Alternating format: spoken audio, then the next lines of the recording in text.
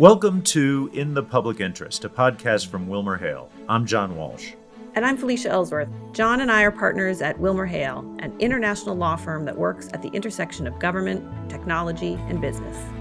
In February 2022, Russia invaded Ukraine. In response to the crisis, Western countries imposed unprecedented sanctions on Russia and Russian officials. Today, we want to take some time to discuss Russia's war on Ukraine and specifically how it impacts the lives of everyday Ukrainians. We're joined by Georgia Tzifa, Counsel in WilmerHale's Brussels office in our International Trade and Antitrust Practice Group, and Mariia Shulha, a WilmerHale lawyer in the Brussels office who also specializes in international trade. Mariia is a Ukraine-trained lawyer and a former lawyer at a top-tier firm in the field of international trade in Kiev, Ukraine. When Russia invaded Ukraine last year, Mariia had to evacuate her home and resettle in Brussels. Today, Mariia will share her story and what the Russian invasion has meant for her life and the lives of those she cares about, and about how she joined WilmerHale. We also want to talk about the impact of the US, UK, and European Union sanctions against Russia in support of the Ukrainian war effort. We're honored to welcome Mariia and Georgia onto today's episode of In the Public Interest. And now, on to the episode. Georgia and Mariia, thank you so much for joining us on this episode of In the Public Interest. Hi, Felicia, and thank you very much for having us today. Hi, everyone. Thank you for having me. Georgia, why don't you start off by telling us a little bit about the sanctions work that WilmerHale has done in this space? So, in the wake of the 2022 invasion of Ukraine, Western countries, to a large extent in coordination with one another, imposed several packages of sanctions on Russia, Russian officials, and other persons connected with the regime there. These sanctions really are unprecedented, both in terms of their scope and, at least in Europe, in terms of the effort that has been made to ensure effective enforcement. As regards the scope of the sanctions, they go far beyond what we have seen in previous packages. In the European sanctions packages, for instance, and I'm talking about those because I'm an EU-qualified lawyer, you have a general ban on the export of dual-use goods. You have very wide ancillary prohibitions. So you have a main prohibition on the export of energy goods, let's say, to a restricted area. And then you have an ancillary prohibition on the provision of other related services to that export, which is a very broad wording and not something that you would necessarily see in previous packages. There are also bans on the provision of various types of professional services in Russia, so consulting services, accounting services, even legal services with some exceptions. There are various bans relating to the energy sector, so for example, a prohibition on oil imports with limited exceptions, a price cap related to the maritime transport of crude oil and petroleum products from Russia. And that price cap also covers the transport of Russian oil products to third countries. So all this is much broader than what we have seen before. In terms of enforcement, in the EU, sanctions enforcement is a responsibility for the member states, so not the Union as such. And until now, because of that reason, we had seen great disparities in intensity of enforcement between the various EU member states. Now, I'm not saying that these disparities have disappeared, but this time there is real effort to ensure that sanctions are enforced properly. And this is both at EU member state level, where you see European countries adopting new legislation or amending their legislation to strengthen enforcement, and most importantly at the EU level as well, where there have been a lot of initiatives recently. Among others, there is a proposal to criminalize sanctions violations across the EU. There is ongoing work on a new asset recovery and confiscation directive. There is also talk of expanding the powers of existing EU bodies to prosecute cases of EU sanctions evasion, or possibly to even create a new body to that effect. So I think it's fair to say that the war in Ukraine has served as a triggering event for a review of the EU sanctions system as a whole, and where this review will lead remains to be seen. Thank you so much for that overview of the sanctions, Georgia. Can you tell us a little bit about the work that you and Mariia have been doing, in particular at WilmerHale, involving these sanctions? Sure. We advise clients on sanctions compliance. And as the sanctions are so wide-ranging, our clients too are active in a variety of economic sectors. So from manufacturing and agriculture to transport, tech, banking, professional services, everything really. So in order to give advice, you really have to be aware of what the client's business is like, how transactions take place, all of that. And from a legal perspective, I think this is what makes this work really interesting and what makes you keep thinking and learning. Clients also ask for advice on the basis of US, EU, and UK law. So we work across offices all the time. And of course, an integral part of our sanctions team is Mariia, who is with us today and whom I would also like to welcome. Mariia is an international trade lawyer from Ukraine, and she joined us last spring here in Brussels. Welcome, Mariia, and thank you very much for being with us today. Why don't we start off by hearing about your work before you left Ukraine? What type of work did you do then, and what was your life like? I started my career in international trade law as a governmental official and was part of the team who represented Ukraine in the disputes at the World Trade Organization. However, right before the war, I was an associate at a major Ukrainian law firm, Sayenko, where I was primarily focused on trade investigations such as anti-dumping and safeguards investigations. I also advised clients on different regulatory measures and, of course, sanctions. What was my life like? Well, it was pretty perfect. I have never seen it that way before I lost it. I had a job which I enjoyed doing. I lived in my favorite Ukrainian city, Kiev. I had family which I could visit every day, friends, hobbies, and I was free to choose what to do next. How many years did you work as a lawyer in Kiev before coming to Brussels? Almost 5 years, 4.5 to be exact. And can you tell us a little bit more about your life back in Ukraine before the war? I'd like to use this opportunity to explain a little bit about Ukraine. As you may know, Russia targets Ukrainian infrastructure to cause blackouts and heating issues this winter. And I witnessed here in Europe, people were asking something like, but did you have any electricity before the war in Ukraine? Of course we did. Before the war, we not only had all facilities and infrastructure, but we were also developing really quickly. For example, you can start a business with a couple of clicks online. I won't lie to you. What I've seen with my eyes in Ukraine is that many Ukrainians did not have a high standards of living comparing with the European Union. But many more did, and even higher than you can imagine. Yes, you could see poor people as everywhere else, but there was also a very high percentage of those who felt pretty comfortable living in Ukraine and would not have traded it for any other place. But the war has made its own adjustments, and a lot of people were forced to flee to save their lives. Following up on what you said just now and the description you gave of your country, I think it would be good to take a step back just because so many people don't know that much about Ukraine and would like to learn more, I'm sure. So, what does being Ukrainian mean to you? I will first try to answer a question with a joke. I've seen on the net that being Ukrainian means not only being prepared for the end of the world, but also having certain plans for the future. I hope you can feel a current Ukrainian spirit here, but jokes aside, being Ukrainian today means constantly fighting. Fighting for the right to exist, fighting for freedom, and fighting with your own demons sometimes too. Being Ukrainian means to live despite grief, destruction, losses, and pain. Being Ukrainian means to love your country, your people, and your land. Being Ukrainian means to believe in our victory in Ukrainian armed forces and in the better future. And there are so many more things that being Ukrainian mean, but I won't be able to express them all. No matter where you are abroad or in Ukraine and what you do, what your background is, being Ukrainian means that when asked where the best place in the world is, you have only one answer.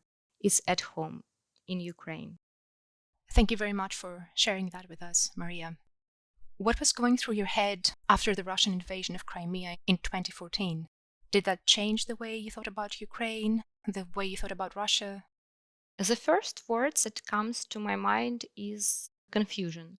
The invasion of Crimea took place right in the aftermath of the Revolution of Dignity, and it was difficult to understand what was happening in Crimea since there were a lot of people at that time who supported Russia or pro-Russian Ukrainian politicians. But the Donbass War, which started right after the invasion of Crimea, made it crystal clear that it was not a decision of ordinary people, but rather Russian policy.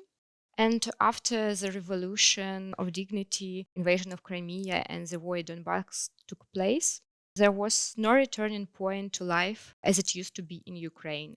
We underwent a change of consciousness and started to build Ukrainian identity, which we never thought about before. Personally, for me, I switched to Ukrainian from Russian and decided not to go to Russia in any event. Thank you, Mariia. As we talk about the 2014 invasion, I was wondering what you think about the initial first round of Western sanctions that were imposed as a response. Do you think that they worked in the way that was intended? As a Ukrainian, did you want to see Western countries take further action against Russia? I've seen a lot of debate on this topic among the experts, but honestly, I don't see any point in discussing the decrease in Russian economic development caused by initial sanctions because I have a very simple answer to this question. The sanction imposed in 2014 did not help to discourage military intervention in Ukraine, as we all witness now. And the impact of sanctions was limited, and apparently Russia was able to withstand the economic effect of that restrictions. So my answer is no, the sanctions were not working. And I won't surprise you to say I wish Western countries had done more and imposed the sanctions that could have actually undermined Russian economy, especially its military industry. I think we can all understand that. I would like to turn now, if I may, to what must be a really tough subject for you, the 2022 invasion. What was your life like in the run-up to the invasion? Did you think that Russia would invade based on your experience at work or as an everyday Ukrainian? Honestly, I had a gut feeling that something bad was going to happen, but it was not based on any internal information or experience.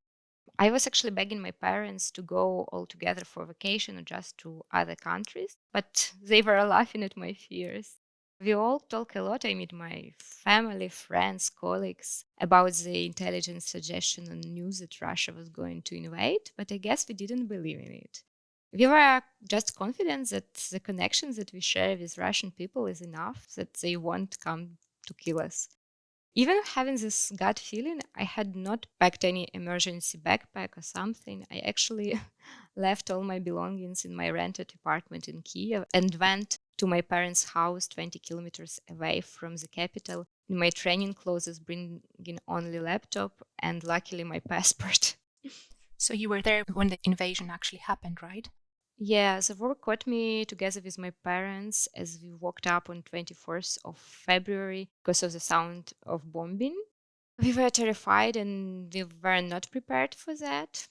The day we went together to the cellar, and it was not a proper basement with all the necessary stuff to stay there. My parents' cellar was used to store vegetables to keep them fresh. So it was dark, it was small, and it was terrifying because there was no internet connection there. So we just seated there and waited. There was one thought popping out into my head as that we are invaded by the second strongest army in the world. Well, we broke that myth, but at that time we did think that it was the second strongest army. And I didn't see the point of just sitting in that cellar and waiting for being buried alive because obviously it wasn't constructed to endure any bombing or something. So I wanted to fight. Of course, we can all fight on our own battlefields, not particularly as our soldiers do, but we can all speak up, share our stories online, which is basically what I'm doing today.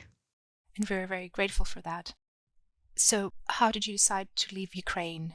You were there when the war started, and I suppose that after a certain time you thought about leaving. How did that happen? It was a really tough time because of different information we had. I remember how I was sitting and scrolling through news like all the time. I barely slept.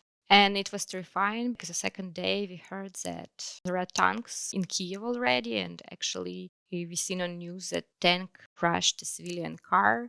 It was shooting in Kiev just like the second and third day. And since we were close to Kiev, like I said, 20 kilometers away, also lived near an international airport. So we decided it was not really safe area to stay.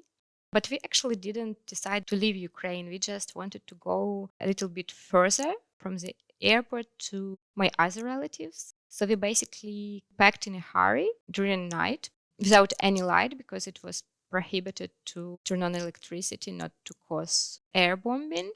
I didn't have any stuff, so it was basically nothing for me to pack. So I helped my parents and we went to see my grandmother. We came to her and just like that decided to go all the way out of the country. And the story of our escape actually deserve another podcast. It's quite a story to tell you. But what I really want to share with you here is to thank the people from countries bordering Ukraine, like Moldova, Romania, who were there for us. Not only with humanitarian help provided by their countries, but with their own food, like apples. They grow in their own gardens, with hot drinks. It was incredible to see so much people helping. So yeah, I'm happy that I can share it with you. Thank you very much, Mariia. Eventually, you ended up in Brussels, right? So if you could tell us a little bit more about how that happened. How did you decide to come to Belgium? Actually, with the EU regulation on the protection of Ukrainians, we were allowed to start to work as fast as we can, like register in any EU country. And I was really lucky to find this job in the WilmerHale. But still, I can say it was an easy experience, even with all the help of WilmerHale guiding me through each step. It was like a really vicious circle. For example, to rent an apartment, you need a bank account, but for opening a bank account, you need an address in Europe. So it was a complicated experience and a lengthy one, but still I was lucky to start my work at WilmerHale, which I really glad I had, because otherwise I would go nuts to scroll and reading the news every spare minute of my time. And I am really glad that from my first day at WilmerHale, I was given extremely exciting and challenging tasks. So I'm lucky to be here, and it's my great pleasure to work with you. And it's the same for us, and I'm sure that I speak for every member of the team at Wilmer. Going back to the sanctions work that we do, what do you think about the sanctions that Western nations imposed on Russia in the wake of the 2022 invasion? Do you think that they're different from earlier sanctions? Have they been more effective, perhaps, or not? What is your view? I believe that the current sanctions against Russia might work better as in previous because of the collective nature of current measures and the US, EU, and its partners' determination to hurt Russia's economy. And I think that the most effective sanctions against Russia have been cutting it off from the SWIFT and freezing its foreign reserves. But the issue with sanctions effect is that it can only be seen in the long-term perspective. Since a Russian economy has not collapsed yet, it's hard to talk about real economic impact on Russian economy. Mm-hmm. In your view, how important are US sanctions as compared to sanctions from other countries against Russia? We also mentioned the coordinated nature of the sanctions, so what are your thoughts on that? I believe that sanctions imposed by the US can be very significant, particularly when they are part of coordinated effort with other countries. The United States is one of the largest and most influential economies in the world, and its financial and economic systems are deeply interconnected with those of other countries. That's why the US sanctions can have a significant impact on Russia. That being said, the effectiveness of the US sanctions depends on the level of cooperation and coordination with other countries, and in this case with the European Union in particular. As the EU is a major trading partner with Russia and its member states have close economic ties with Russia, I think that sanctions imposed by the US are most effective when they are part of a broader effort by multiple countries, as this makes it harder for Russia to circumvent the restrictions. What would you like to see the US and other Western nations do next to respond to Russian aggression? I will be quick and won't surprise you that I like to see more sanctions aimed at weakening Russian ability to finance the war, Of course. as well as weakening overall Russian economy. Thank you very much, Mariia.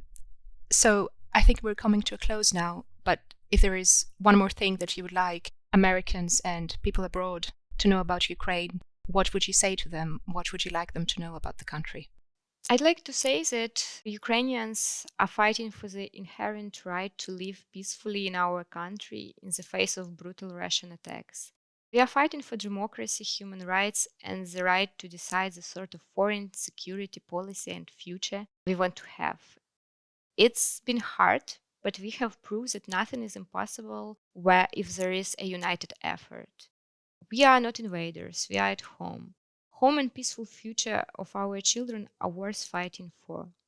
As Antony Blinken said, if Russia stops fighting, the war ends, and if Ukraine stops fighting, Ukraine ends. We want to stop fighting, but we need help. Please don't stay away because any help matters at any level. We are really grateful for all the support received up to this point, but it's not over yet. I am confident that the truth will win and that Ukraine will win. Please just help us to do it faster.